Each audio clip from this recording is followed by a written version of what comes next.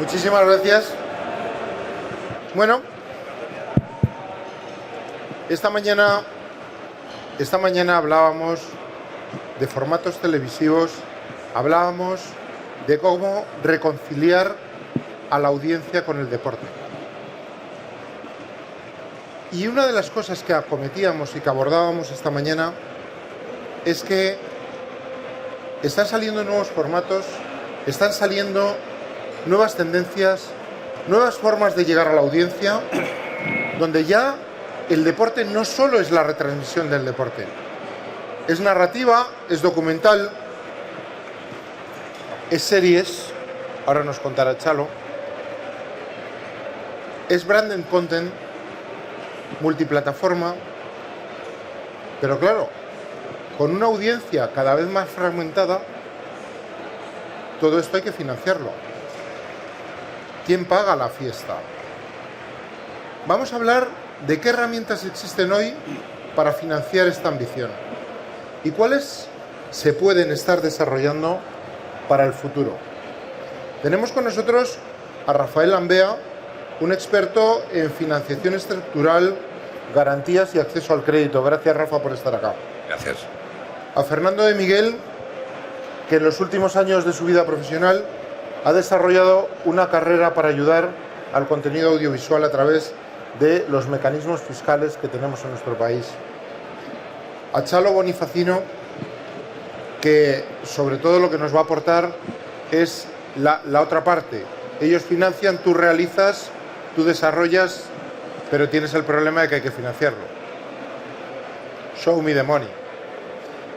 Y tenemos con nosotros a Jaime Otero, que viene de Los Ángeles, donde es Vice President en Partnership en Parrot Analytics, y donde allí lo que hacen sobre todo es estudiar la data y ver cómo la data puede ayudar al inversor.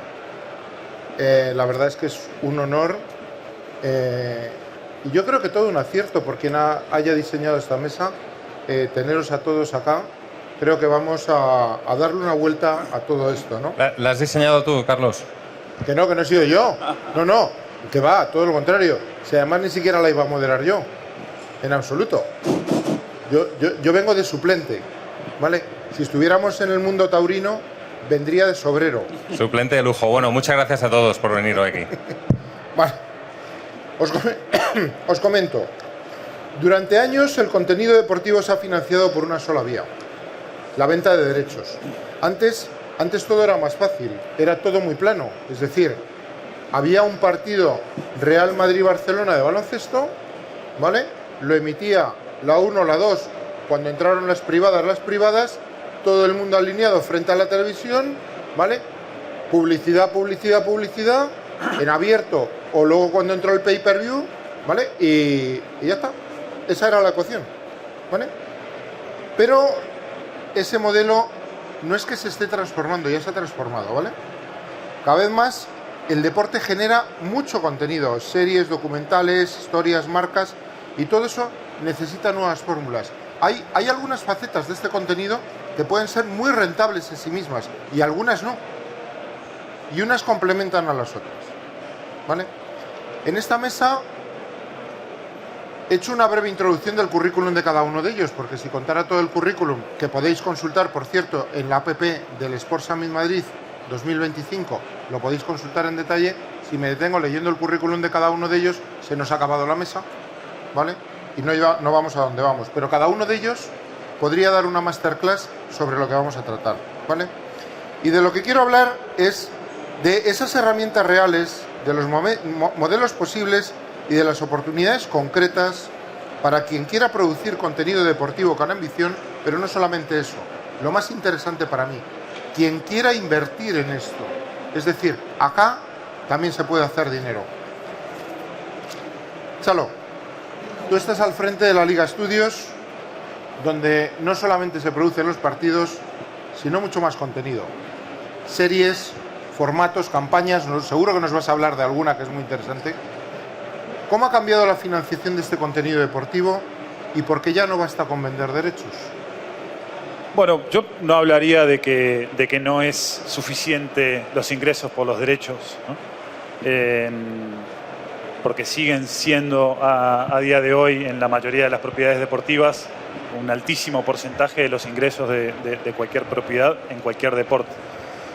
Lo que sucede es que en los últimos años las audiencias se han transformado en más exigentes y que a su vez las propiedades deportivas se dan cuenta de que solamente con la retransmisión de esa actividad no es suficiente y necesita crear contenidos, en inglés el shoulder content, que le llaman, ¿no? Contenido alrededor de la competición por la propia exigencia de esta audiencia. Buscando un poco el engagement, ¿no? Y claro, porque al final, bueno, el caso ¿no? tan nombrado en los últimos años como el de la Kings League, ¿no? Y la discusión si un chaval de 12 años se come un partido de 90 minutos o no. Cualquiera sean los casos, la propiedad deportiva tiene que generar contenido alrededor de su competición. En todos, digamos, idealmente en todos los formatos posibles. Ahí el desafío que tenemos todos, y creo que cualquier competición, es tener la capacidad de hacerlo y financiarlo, ¿no? Porque está claro que las IPs como la Liga o no sé, o la NBA o la NFL, quizás incluso, por ejemplo, la NBA fue de los precursores, ¿no? Fue de los primeros que creó la NBA Studios, o la NFL fue de las primeras competiciones que hizo un acuerdo, ¿no? estratégico con Skydance Sports en Los Ángeles, ¿no? Para explotar todas las historias alrededor de la competición. Entonces, no va tanto porque no valen solamente los ingresos de las retransmisiones, sino porque la audiencia es más exigente y hay que estar a la altura, ¿no? Gracias, Chalo. Jaime, desde Parros Analytics, una de las cosas que vosotros hacéis es que estudiáis perfectamente todas estas tendencias, viendo en cuanto al consumo de contenido deportivo y todos los contenidos accesorios, vais viendo un poco cómo se comporta cada una de estas líneas, ¿vale? Y de hecho, esta data os es solicitada por todos vuestros clientes y os es solicitada para ver dónde pueden poner el dinero, dónde pueden invertir.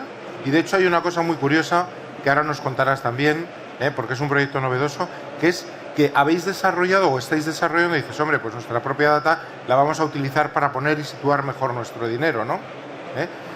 La pregunta es, ¿qué tipo de contenido está funcionando y cómo influye esto en las decisiones de inversión? También danos alguna pista a los inversores, a los que tenemos algún dinerillo ahorrado. Sí, por supuesto. Bueno, yo creo que hay varias tendencias, obviamente, ¿no? Partimos un poco quizás del core, ¿no? Que lo que vemos que está funcionando muy bien en el mercado son documentales premium que se centran mucho en deportes o en figuras y donde se valoran, yo creo que 3 elementos principales, ¿no? Uno es la calidad, la otra es el ángulo narrativo, darle un twist original a esos conceptos, y la otra el acceso, ¿no? Para mí un ejemplo perfecto, por ejemplo, es Drive to Survive, ¿no? sobre el mundo de la Fórmula 1. Y nosotros una de las cosas que hacemos en Parrot Analytics es precisamente también evaluar cuáles son los ingresos que estos contenidos generan para las plataformas donde se emiten. Por dar un ejemplo, en este caso, pues Drive to Survive ha generado más de 500 millones de dólares para Netflix hasta la fecha, ¿no? Y luego lo que ha sido capaz de hacer este show, que yo creo que es muy interesante porque tiene puntos de melodrama entre los pilotos, si va a ocurrir y que cuentan unos de otros, etcétera, es que ha conseguido también expandir la audiencia más allá de la base del concepto. Más del 30% de la gente que ve Drive to Survive son mujeres, más del 50% son menores de 35 años. Entonces yo creo que eso habla mucho de cómo expandir ya no solo la audiencia del contenido, sino también de la propia competición. Otros ejemplos parecidos, pues Welcome to Wrexham, ¿no? Con Ryan Reynolds como uno de los copropietarios de un club galés centenario que ha generado más de 100 millones de dólares para Disney Plus hasta la fecha. En España, por ejemplo, pues tuvimos la Liga de los Hombres Extraordinarios sobre los presidentes de club de fútbol de los 90, que estuvo en el top 10% de demanda de contenidos en España. O sea que ahí hay un núcleo muy fuerte que funciona bien, pero yo creo que tenemos que esforzarnos también todos en ampliar nuestro punto de vista sobre lo que es contenido relacionado con el deporte. Tenemos Ted Lasso, ¿no? Una serie de ficción que trata el fútbol, pero también las relaciones humanas, ¿no? Y que ha generado más de $1.000 millones para Apple TV. O sea, eso es una locura cuando lo piensas. Casi un 50% de audiencia femenina para un show que trata sobre fútbol. Tenemos ejemplos como Blue Box, un anime que se centra en el básquetbol y en el bádminton. De nuevo, pues más del 50% de esa audiencia tiene menos de 25 años. Ejemplos como Challengers, la película de tenis con Zendaya de protagonista, más de 100 millones en box office, ¿no? Entonces yo creo que al final, como con todo contenido, hay que pensar en el total addressable market, pero también en el valor de la IP desde el punto de vista de acceso a deporte, al talento, al equipo creativo y a ser capaz de darle un twist original que te ayude a expandir la audiencia de tu show, lo cual ayuda a expandir la audiencia del deporte, lo cual te vuelve a beneficiar a ti. Claro, todo esto es increíble porque además tiene un efecto que lo que está haciendo es que a estos deportes, lo que tú comentabas antes, de los menores de 35 años en la Fórmula 1 y el público femenino, a través de meternos en el paddock, hemos visto otra cosa que no solamente es dar vueltas a un circuito, ¿vale? Que eso ya le emocionaba a muchos, pero hay otros factores que emocionan a otros, ¿vale? Con lo cual la audiencia se gana, ¿no? El público en realidad está pidiendo más contenido a través de estos nuevos formatos, pero para eso, y ahora vamos a mi sector de la izquierda, esto hay que financiarlo. Vamos a hablar de qué herramientas para esa financiación inteligente tenemos ya y cuáles son las herramientas de futuro. Rafa, Crea SGR ha sido la clave en la financiación para miles de proyectos culturales. En este país, en España, nos puedes dar ahora alguna cifra, ¿vale? No me voy a anticipar, ¿vale?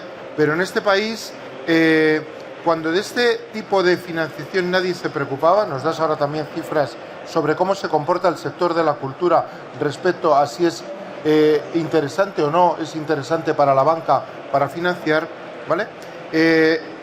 Sois desde Crea quien habéis hecho esto posible y que sería un modelo sectorial imitable por otros sectores económicos e industriales. ¿Cómo funciona el sistema de garantía, Rafa, para alguien que quiere levantar un proyecto ambicioso? Buenas tardes. Bueno, vamos a ver. Nosotros, Crea SGR es una sociedad de garantía recíproca. Yo llevo trabajando en el sector de la sociedad de garantía recíproca 40 años y todavía no he conseguido que la gente se entere de lo que es, ¿no? Una sociedad de garantía recíproca no es más ni menos que una entidad financiera, eso sí. Somos una entidad financiera regulada, controlada por el Banco de España, exactamente igual que el BBV o que el Banco Santander, pero que solo hacemos una cosa, que es dar avales, garantías.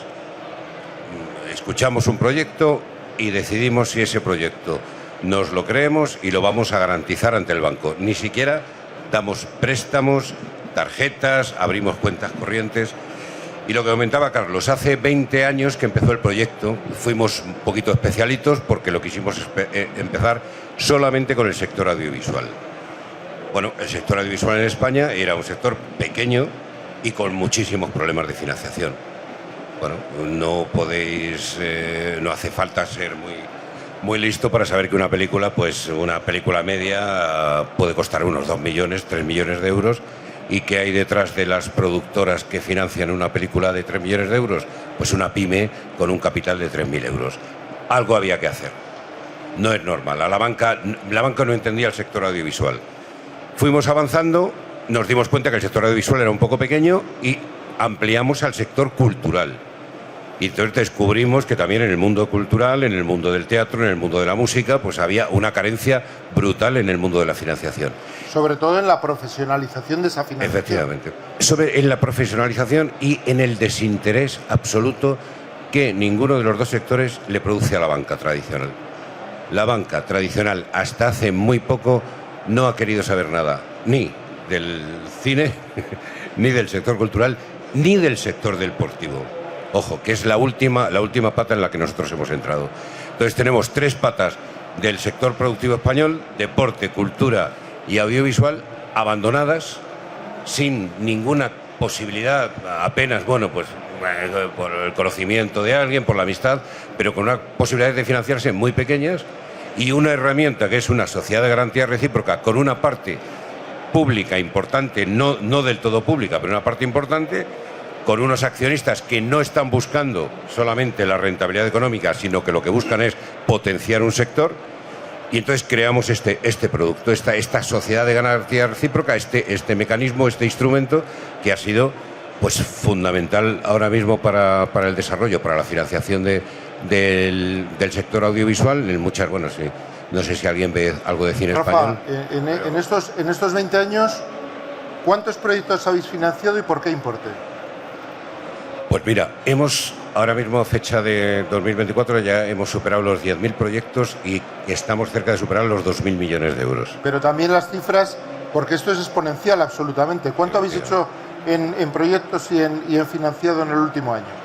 2024 se ha cerrado con 850 proyectos y 330 millones de euros avalados. Eso quiere decir que prácticamente en el último año habéis hecho más del 15% de toda la cifra financiada. Efectivamente. Y esto encaja con lo que ya acabo.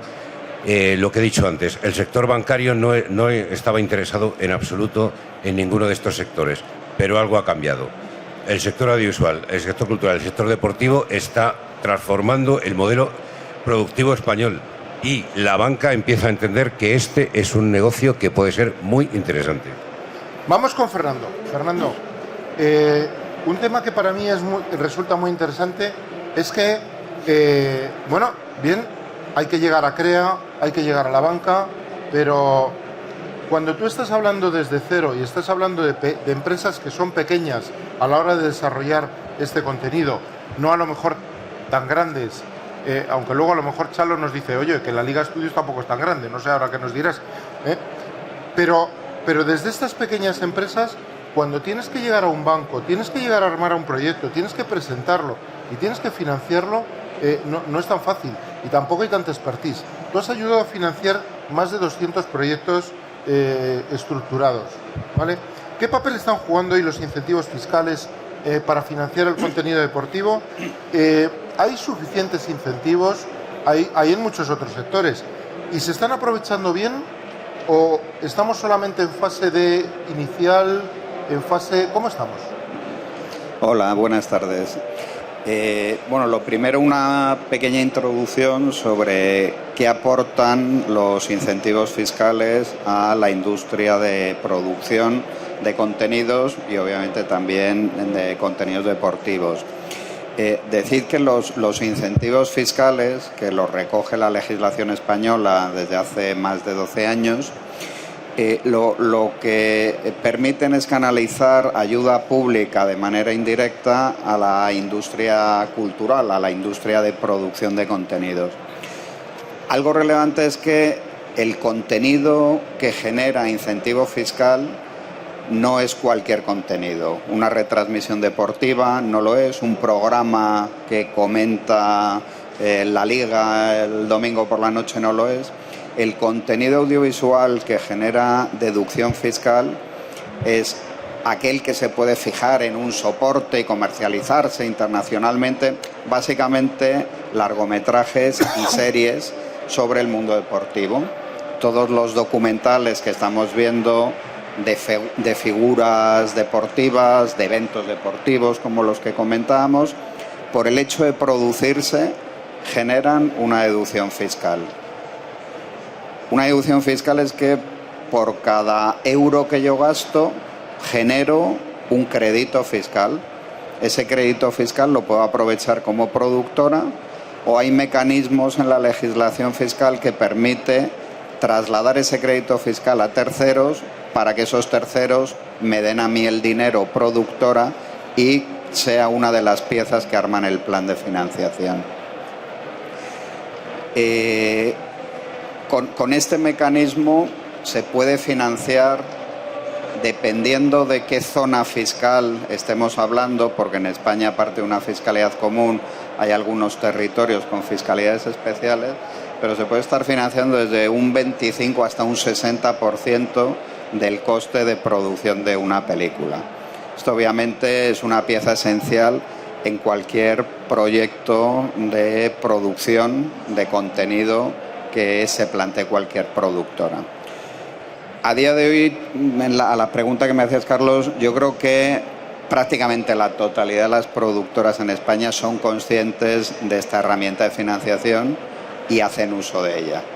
Yo creo que ya está muy implementado y además ha conseguido un grado de madurez por el que también de cara a los inversores, y por si aquí también hay alguien que se lo plantea como inversor, es una inversión segura. No es una inversión a riesgo del éxito de la producción, es una inversión financiero-fiscal que contribuye a la financiación de esas obras audiovisuales y que permite una rentabilidad muy interesante y segura a los inversores.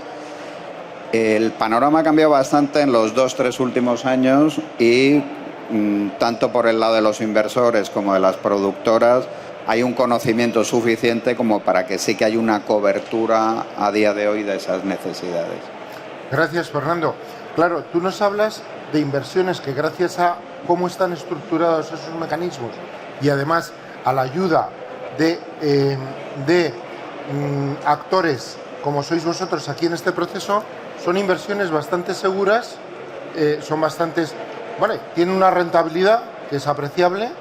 Tampoco es una rentabilidad máxima, porque precisamente en ese dinamismo de seguridad-rentabilidad, pero en un caso donde yo quiero ir incluso a buscar mayor riesgo, mayor rentabilidad, Jaime, ¿tú crees que la financiación basada en datos como los que manejáis en Parrot puede ayudar a reducir el riesgo de estas operaciones? Bueno, yo creo que primero yo siempre invito a pensar en un plan de ingresos, ¿no? Y luego ya pensamos en cómo vamos a financiarlo, ¿no? Pero desde ese punto de vista, incluso en la propia concepción del proyecto, ¿no? Pues empezar a pensar cuál es el rol y el potencial, ¿no? de cada proyecto.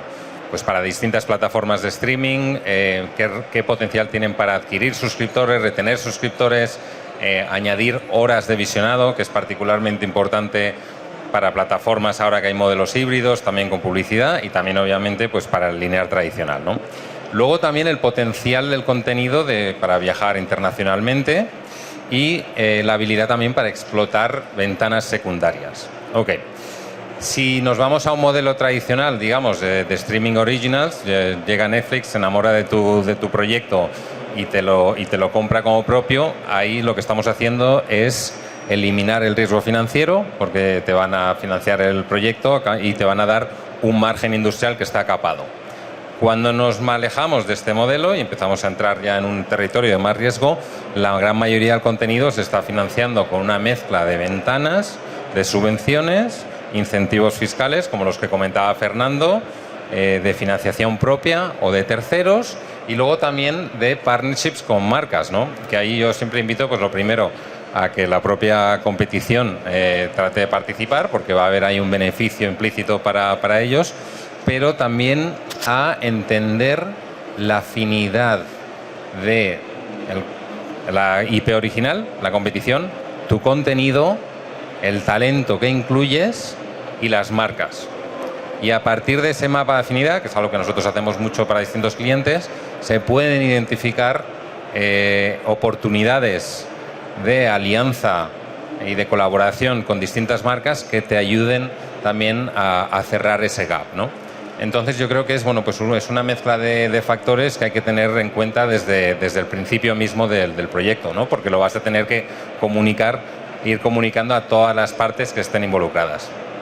Chalo, nos hablabas al comienzo de esa ruptura con ese modelo tradicional, ¿vale? Del broadcast, todos pegados al televisor, viendo los contenidos en vivo sin más desarrollo, ¿vale? Tuvimos aquellos programas pioneros que también se veían en broadcast de los goles de la jornada, ¿vale? ¿Os acordáis? Ese resumen que había o los minutos de después de un gran partido, ¿vale? Pero ahora hacéis muchísimas más cosas, ¿vale? Y en ese enfoque creativo que hay que financiar, que vosotros trabajáis, ¿nos puedes contar algunos ejemplos, algunos casos de éxito donde dices, oye, esto ha sido algo que nace pequeño, que nace de nicho, pero yo aquí la rentabilidad es altísima? Bueno, en nuestro caso podríamos tener varios ejemplos. Ya sea la rentabilidad en audiencia, pero al final, si la rentabilidad la tienes en términos de audiencia, también otros ingresos ahí te pueden acompañar. Yo creo que es como un escenario que es difícil de navegar, ¿no? Como comentaba Jaime, tenemos en el extremo de los mejores ejemplos a nivel mundial del Drive to Survive de la Fórmula 1, ¿no? Que si bien a esta altura ya parece que está bastante trillado, hay que seguir estudiándolo, o al menos nosotros lo seguimos teniendo como un ejemplo por lo estratégico del movimiento a través del negocio, ¿no? O sea, no es que el contenido vino después, o sea, Liberty Media, cuando compra la Fórmula 1 a Eccleston, gente que venía del mundo del motor, no pone a directivos del mundo del motor a dirigir a la compañía, pone a ex directivos del mundo del entretenimiento, gente que venía de ESPN y del mundo de la tele, etc. Lo que sucede luego, ¿no? con la serie no es una casualidad, parte de una estrategia de negocio, ¿no? Y luego los resultados que comentaba Jaime, que tuvo en el mercado, sobre todo en Estados Unidos. También todo esto condimentado con un poquito de suerte por coincidir con la pandemia, que estábamos todos encerrados en casa. En el caso de nuestra casa, es verdad que contamos con una IP. Y perdonad, volviendo al caso de la Fórmula 1, ¿quién beneficia a quién, ¿no? O sea, ¿Netflix se beneficia de la Fórmula 1 o la Fórmula 1 se beneficia de Netflix, ¿no? Es un win-win. Es un win-win, porque por un lado la Fórmula 1 viene siendo la competición de motor más importante del mundo en los últimos 75 años, y por otro lado Netflix, digamos, ¿no? Está explotando ese poder de esa IP.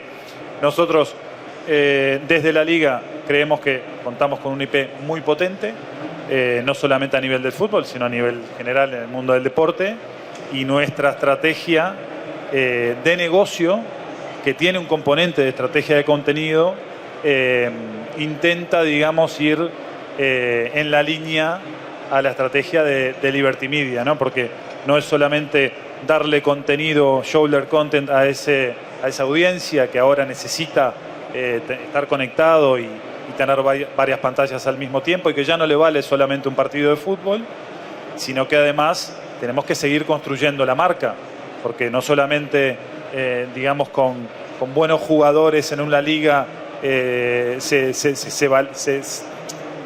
se evalúa, digamos, el valor de una competición, sino por el propio valor de la marca, ¿no? Y construir marca, que es algo que se hace a mediano o largo plazo.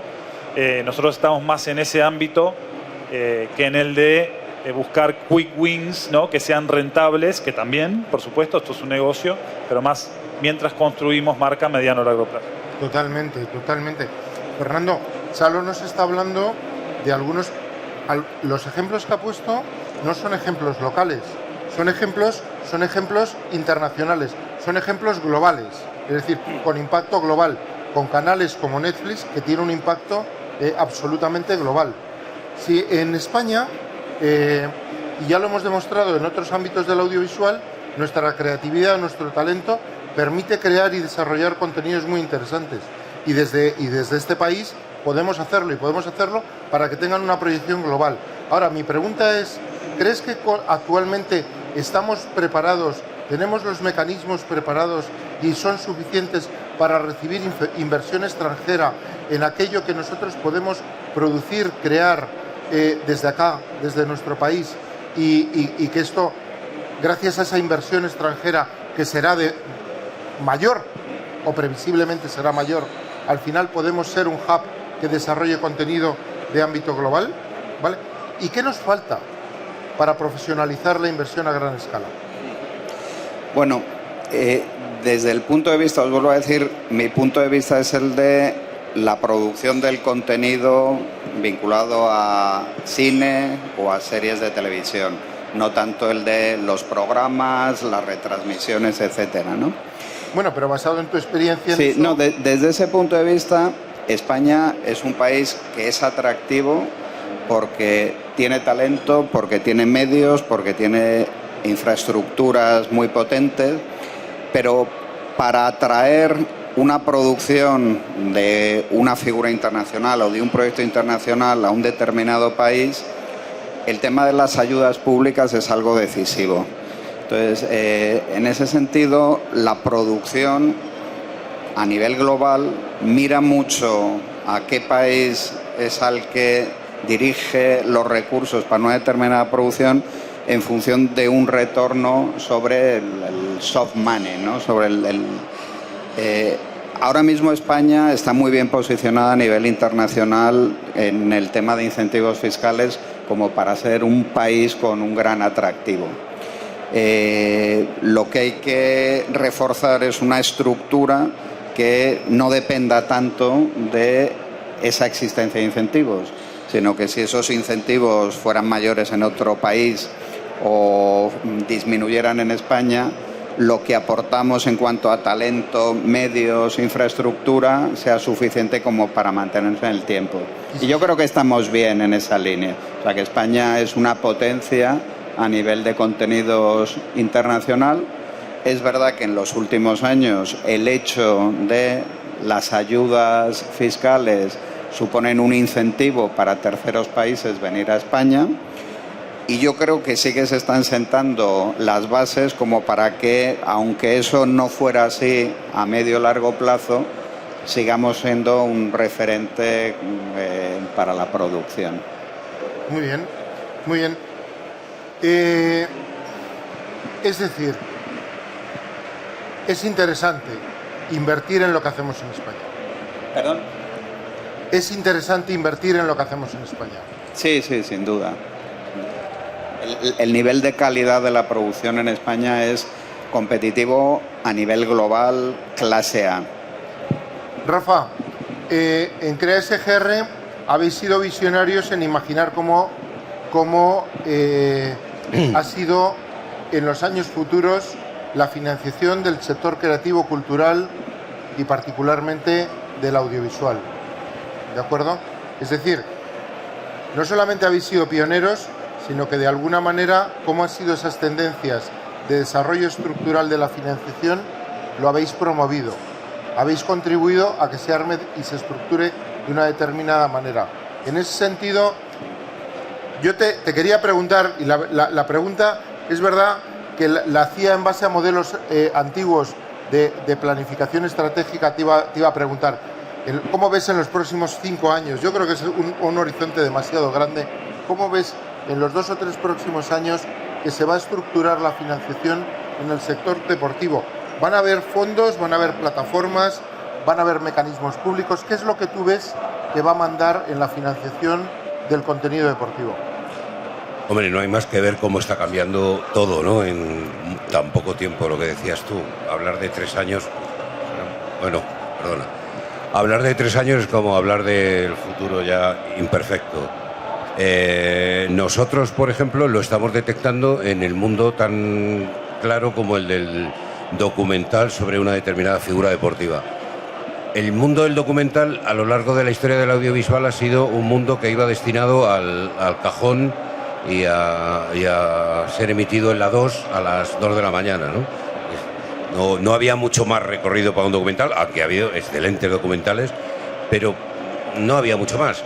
Ahora entras en cualquier plataforma y en la página principal te vas a encontrar una figura, un documental de alguien que, bueno, pues que la gente necesita saber no solamente qué gana y lo que ha ganado, sino cómo vive, cómo se levanta, cómo pasa la tarde, ¿no? Con qué se entretiene.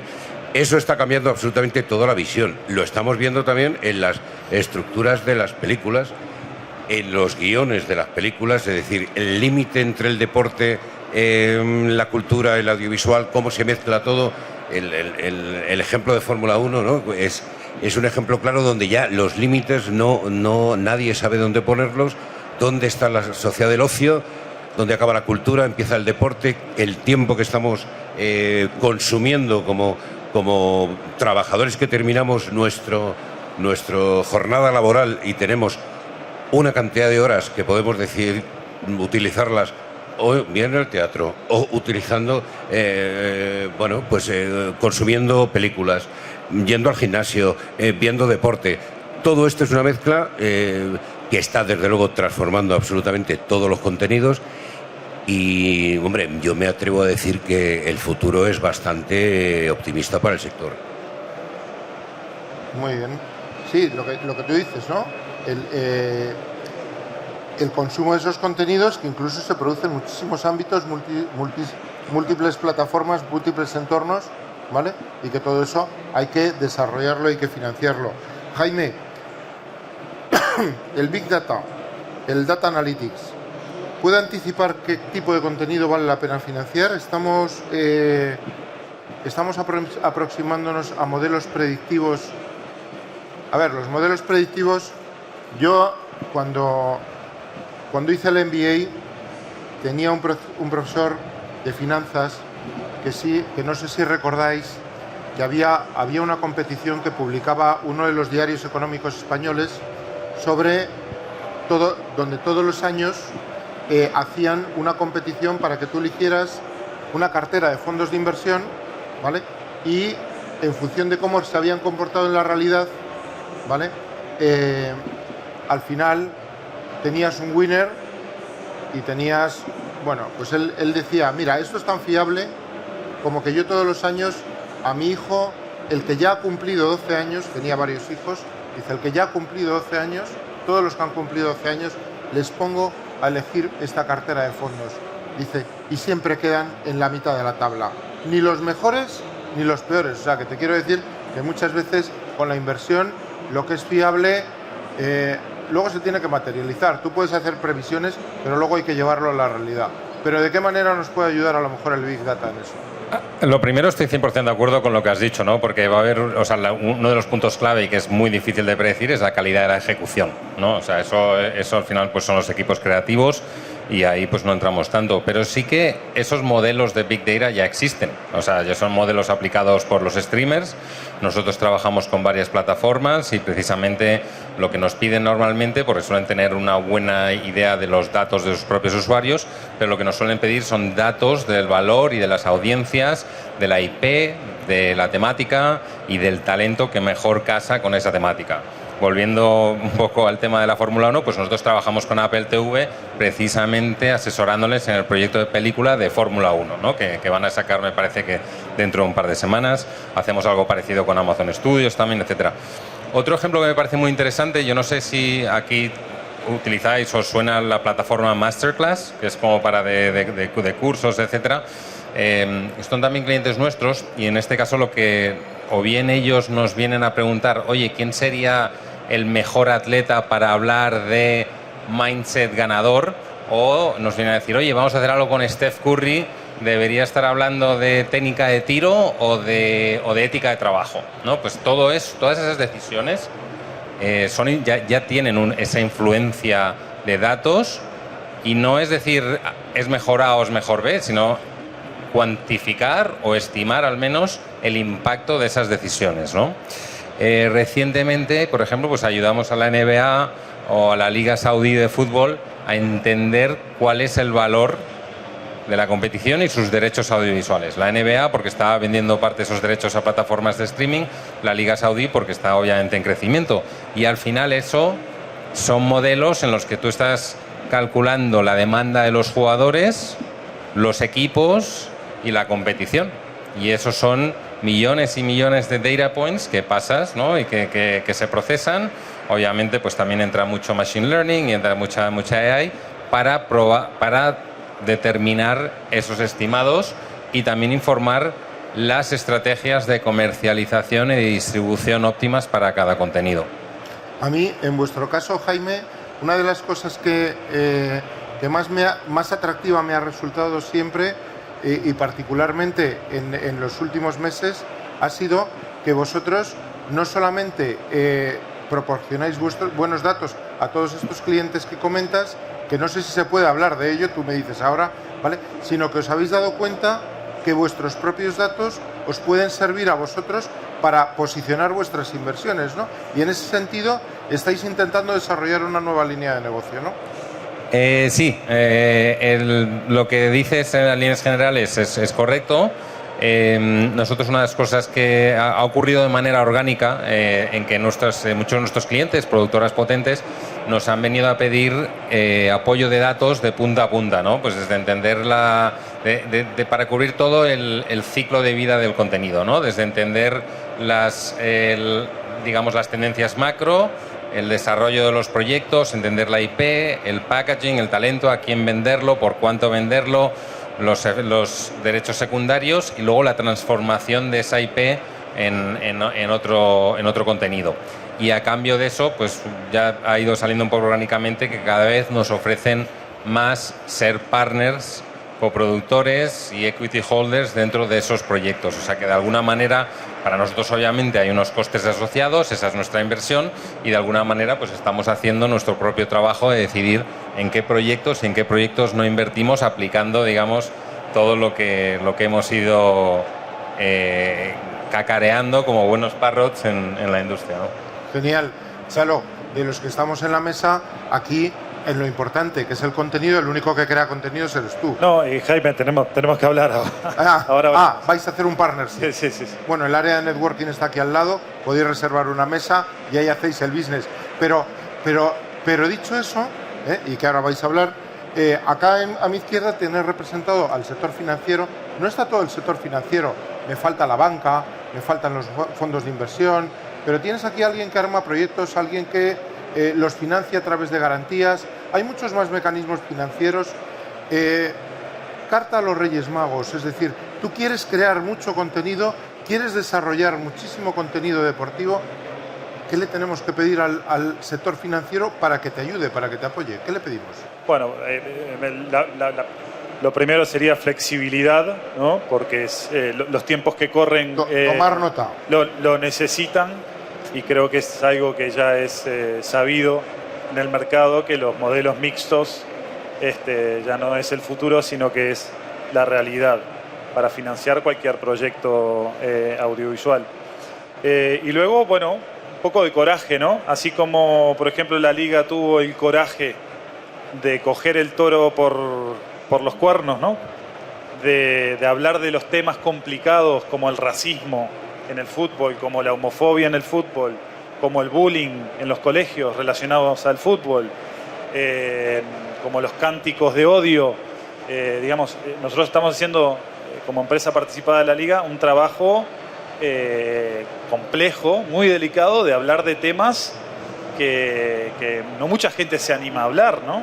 Pues ese mismo, ¿no?, coraje, esa valentía, que la tenga también el sector financiero, para apoyar proyectos que, independientemente que tengan su valor como producto audiovisual y su proyección financiera, también estén alineados a nivel de propósito y que dejen algo a la sociedad, que no solamente sea un negocio, porque quiero decir, opciones de financiamiento hay muchas y proyectos para financiar hay muchos, pero no todos también tienen detrás un propósito real, ¿no? Ahí hay una línea de RSC muy interesante. Sí, digamos, ¿para qué estamos aquí, no? ¿Estamos para hacer dinero? Sí, por supuesto, esto es un negocio. Pero si además podemos dejar algo a la sociedad, pues muchísimo mejor. No, y además, el que no quiera hacer dinero, casi te diría una cosa, es casi mejor que no esté, porque al final compromete el futuro de todos. Pero se puede hacer dinero de otra manera, ¿no? Vamos llegando al final de la mesa y os diría ahora, querría la opinión de los cuatro, ¿vale? La Liga Estudios, yo lo comparo con el sector audiovisual, ¿vale? Y cuando hablamos de estudios, siempre nos fijamos al otro lado del charco, la costa oeste, y nos fijamos en los grandes estudios cinematográficos, por lo cual, para mí ya el hecho de que llevéis la palabra estudio, el apellido estudios, ya es que sois grandes. Pero el sustrato audiovisual no se hace solo con los grandes. Es muy importante que haya una base de pequeños, de independientes, que aspiran a ser grandes. Nos quedan 5 minutos, con lo cual tenemos 1 y medio para cada uno. Me gustaría que dierais una recomendación, una acción, una pista, una idea, una herramienta a ese productor independiente que está empezando, pero que tiene ambición de crecer, de ser grande. para que su próximo proyecto de contenido deportivo, sea cual sea, sea un éxito. Te dejo descansar y vamos para allá y así finalizas tú y cierras, Chalo. Complejo, ¿no? La pregunta es compleja, ¿no? Sí. Compleja, ¿no? A ver, yo creo, y voy a hacer una perogrullada, pero el centro de cualquier proyecto es el contenido. Tenía un buen amigo, también productor en la industria, que decía, solo hay dos tipos de contenidos, los que interesan y los que no interesan. Entonces, los proyectos interesantes siempre son fáciles de financiar. Yo creo que la dificultad está en tener algo muy minoritario, que realmente no tiene una pegada, y ahí el tema de la gestión de datos de Jaime es fundamental, porque realmente hay muchos proyectos que pueden conseguir armarse. Hay proyectos que se hacen porque merecen la pena y hay otros porque pueden hacerse. Y nosotros vemos muchas veces ese tipo de proyectos. A veces un proyecto puede hacerse porque se hace más pequeño, porque utilizas los 4 mecanismos básicos para hacerlo y se produce. Lo saco un poco del contexto deportivo y lo llevo al contexto de la producción cinematográfica, por ejemplo. En España se producen más de 300 películas al año. ¿Por qué? Porque pueden hacerse.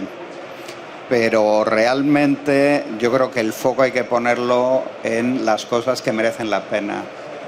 Y ese es mi consejo, en fin, que cualquiera da con la clave, ¿no? Tal Pero cual. es más fácil sacar adelante un proyecto con ambición que sacar adelante 5 pequeños proyectos que están hechos con poco cariño y poco mimo. Y a veces poco vamos sentido. sumando, mimar el contenido y hacer aquello que vale la pena y por lo que merece la pena luchar, Rafa. Bueno, nosotros hemos acompañado a muchas empresas desde su primer proyecto hasta verlas subir a recoger un Goya. O sea, eso pasa. Dar consejos es complicado. Pero bueno, lo comentaban aquí, hay que arriesgar. Tenemos el último ejemplo del sector audiovisual que es muy curioso, es la película Chirat. La película ganadora del premio del jurado del Festival de Cannes, una película española. Yo no sé cuánto tiempo hacía que una película española no ganaba el Festival de Cannes, el premio del jurado, no el Festival de Cannes.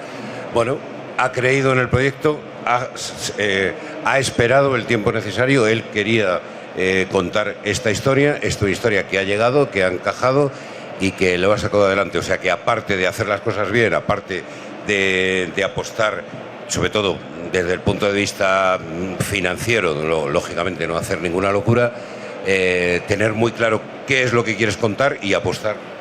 Proyecto, contenido, compromiso del emprendedor. Tercer topic. Bueno, yo creo que audiencias, ¿no? O sea, y cuando se pisan audiencias también, pues del propio talento, ¿no? Incluso más allá de la competición. Un ejemplo ahora es Caitlin Clark en la WNBA en Estados Unidos, que es un fenómeno que va más allá de la propia competición. Mucha gente no sabe, mucha gente no sabe mencionar a otra jugadora, pero sabe perfectamente quién es. O sea, ir buscando esa audiencia. Esa audiencia Más allá de Friends and Family. y tener el acceso y una visión auténtica sobre ese mundo, pero a su vez con un ángulo para poder expandir esa audiencia potencial. Audiencia. Contenido, compromiso y buscar al público. Chalo, cierra. Bueno, yo me siento un poco impostor dando consejos, porque muchas veces quien pide los consejos soy yo, pero si tuviese que decir uno es encontrar los compañeros de viaje adecuados para el proyecto, sea pequeño o grande. Proyecto, compromiso, buscar la audiencia con los socios apropiados. Nos ha salido la frase. Muchas gracias a todos.